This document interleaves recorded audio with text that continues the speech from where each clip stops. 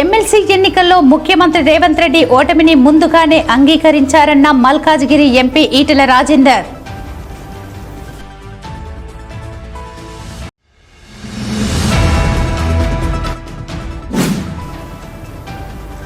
BRS పార్టీకి పునర్వైభవం తీసుకువచ్చేలా పార్టీలోని నాయకులు కార్యకర్తలు భేషజాలు లేకుండా కలిసికట్టుగా పనిచేయాలి. రామగుండం మాజీ ఎమ్మెల్యే బీఆర్ఎస్ పార్టీ జిల్లా అధ్యక్షులు కోరుకంటి చందర్ సూచన. ఎమ్మెల్సీ ఎన్నికలు న్యాయబద్ధంగా జరగడం లేదు. ఎలక్షన్ కమిషన్ నిబంధనలను అన్నింటినీ తుంగలో తొక్కింది. ఫార్వర్డ్ బ్లాక్ పార్టీ ఎమ్మెల్సీ అభ్యర్థి సర్దార్ రవీందర్ సింగ్ ఆరోపణ.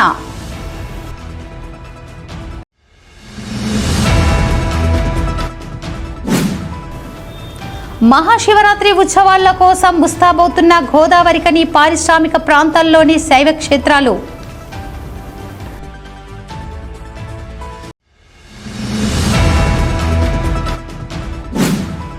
సింగరేణిలో పనిచేసే మహిళలపై లైంగిక వేధింపులు చట్టంపై ఆర్జీవన్ జీఎం కార్యాలయంలో సదస్సు.